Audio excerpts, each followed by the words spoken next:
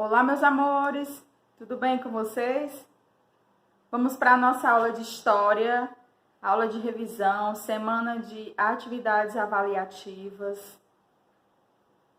E a nossa atividade avaliativa de história será sobre o povo africano, sobre os negros, né?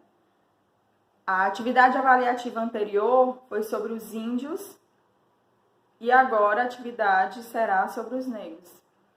E dois povos muito importantes para o Brasil, que ajudaram, né, na construção do povo brasileiro, na formação do povo brasileiro.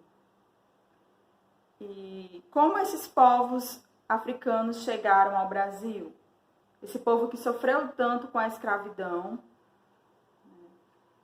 eles vieram ao Brasil como escravos, trabalharam durante quase 400 anos, que foi o tempo que durou a escravidão.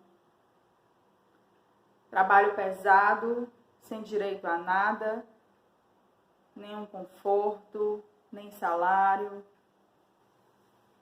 E a sociedade brasileira da época, toda baseada nos interesses econômicos do capitalismo, procurava sempre a mão de obra escrava.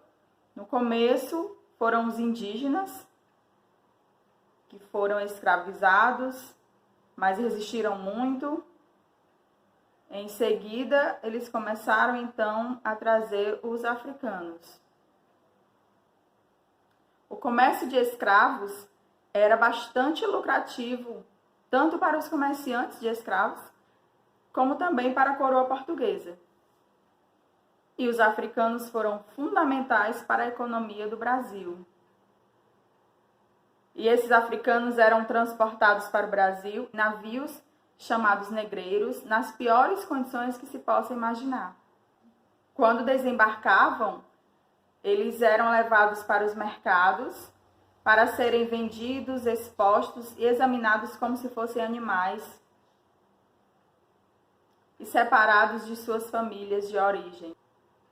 Depois de comprados, eram levados para as fazendas de seus donos e realizavam as mais diversas tarefas.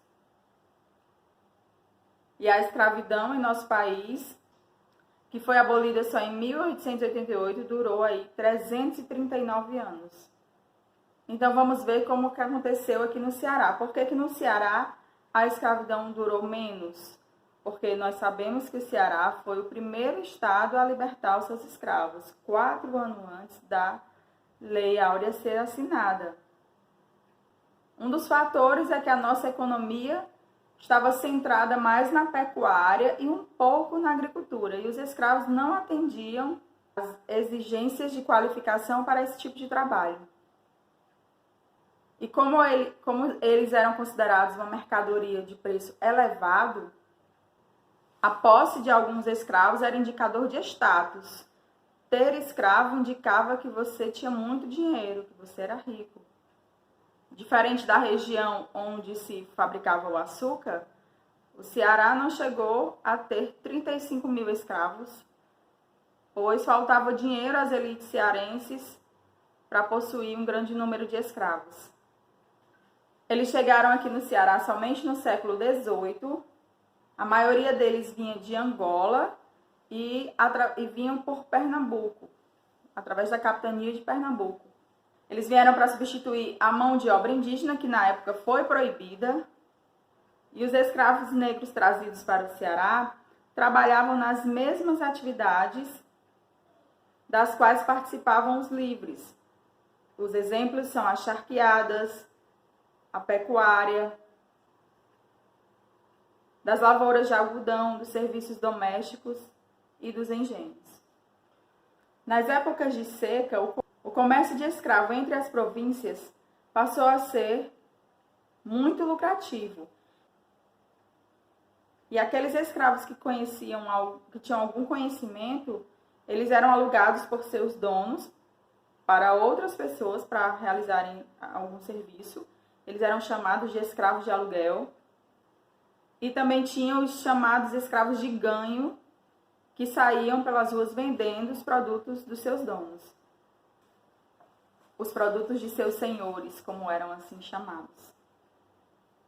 E, na verdade, o fim da escravidão começou com a Lei Eusébio de Queiroz, em 1850, que proibia o tráfico negreiro e autorizava a expulsão dos traficantes do país. E, além disso, a Guerra do Paraguai também despertou na população um sentimento abolicionista, pois teve uma grande participação dos negros no Exército Brasileiro.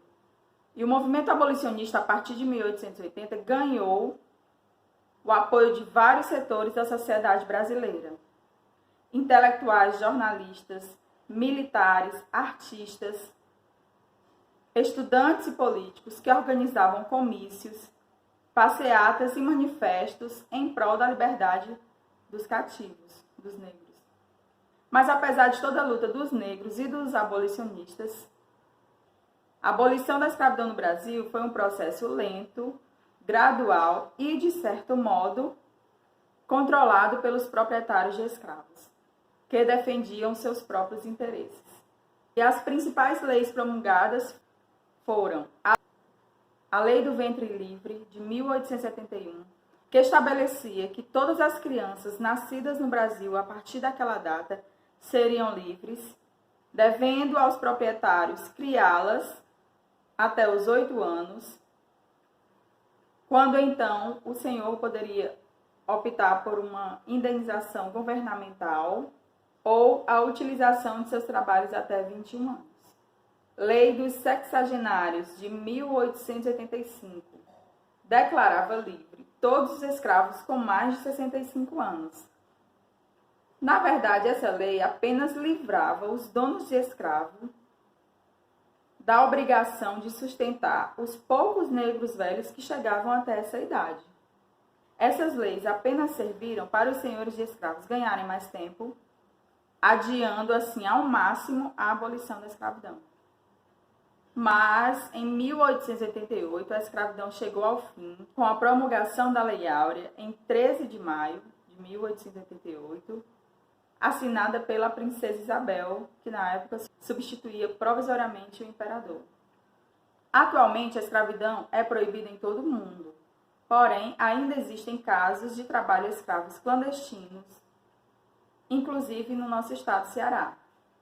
No final do século XIX, organizou-se em todo o Ceará uma grande campanha anti-escravista. Dela tomaram parte elementos de todas as classes e de todas as categorias sociais. Surgiram na capital e no interior inúmeras sociedades em prol da abolição dos negros. E a partir de 1880, esse movimento ganhou força quando surgiu a Sociedade Libertadora Cearense, que, junto com a coragem dos jangadeiros de Fortaleza, que em 1881 fecharam o porto da cidade ao tráfico negreiro, resistindo às próprias imposições da polícia. Esse movimento foi liderado pelo nosso querido Francisco José do Nascimento, Chico da Matilde, depois chamado de Dragão do Mar. Esse movimento tinha o seguinte slogan: no Ceará não se embarcam mais escravos. Esse fato teve repercussão internacional e a ele se deve o apelido que nos deu Joaquim Nabuco, Terra da Luz.